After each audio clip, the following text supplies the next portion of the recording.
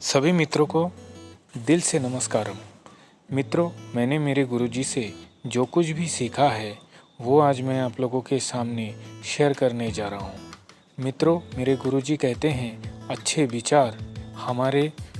शरीर को, हमारे मन को ताकत देते हैं और ये विचार अगर सुबह सुबह ही ठीक हो तो सारा दिन हमारा अच्छा जाता है। सुबह सुबह अगर बिस्तर पर लेटे लेटे कुछ हम ऐसे एक्सरसाइज करते हैं तो रात भर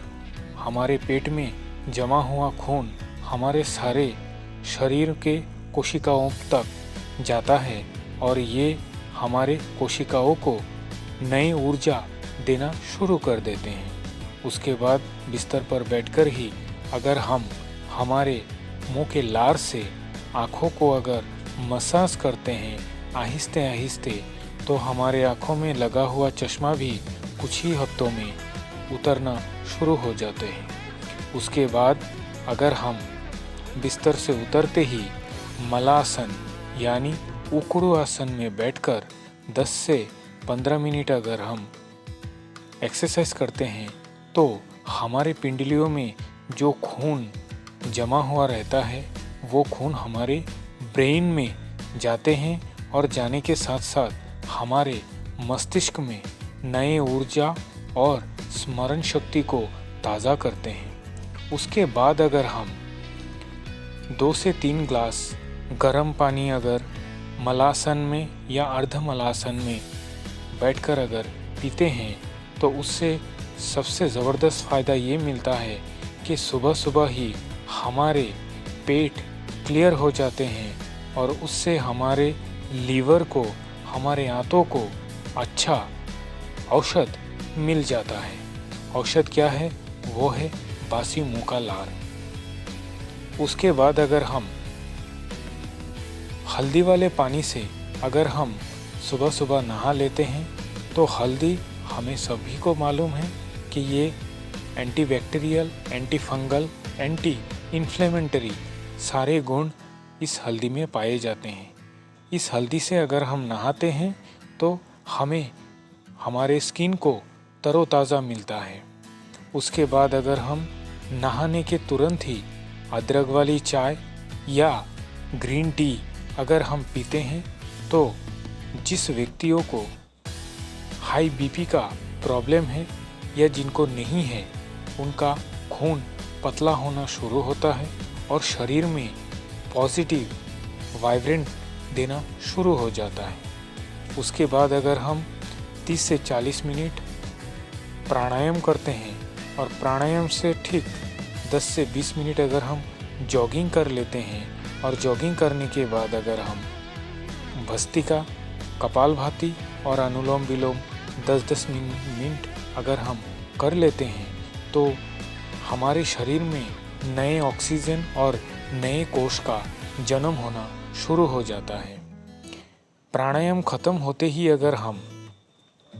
गिलोय का काढ़ा रात को अगर भिगो के रख देते हैं गिलोय को और इसका काढ़ा अगर सुबह सुबह बनाकर हफ्ते में 2 से 3 दिन अगर पीते हैं और हफ्ते में 2 से 3 दिन अगर हम गर्म नींबू का पानी अगर सेवन करते हैं तो इससे हमारे लीवर, हमारे छोटे बड़े आंतों को सफाई करने का बहुत अच्छा मौका मिल जाता है। उसके बाद अगर हम 20 से 30 मिनट अगर घास पर नंगे पैर अगर हम चलते हैं तो इससे हमारे आँखों में, हमारे मस्तिष्क में बहुत अच्छा एक सिस्टम शुरू हो जाता है और कम से कम समय में हमारे आँखों से जो चश्मा लगा हुआ है वो चश्मा उतरना शुरू हो जाता है। बहुत से बच्चे, बहुत से हमारे एंटरप्रेन्योर, बहुत से ऑफिस में काम करने वाले लैपटॉप में या टैबलेट में जो व्यक्ति काम करते हैं उनके आँखों में बहुत परेशानियां होती हैं, जैसे जलन, सूजन, रेडनेस आना। ऐसे न जाने बहुत सारे आँखों की बीमारी सिर्फ और सिर्फ नंगे पैर घास में चलने से ही आराम मिल जाता है। उसके बाद अगर दोस्तों हम आंवला एक टुकड़ा हल्दी और एक टुकड़ा अदरक वाले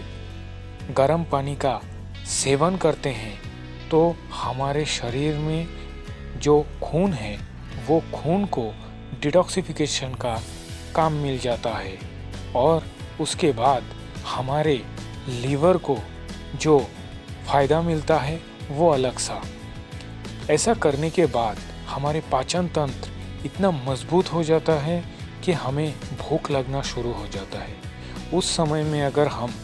जीवित आहार यानी कि फलों का अगर सेवन करते हैं,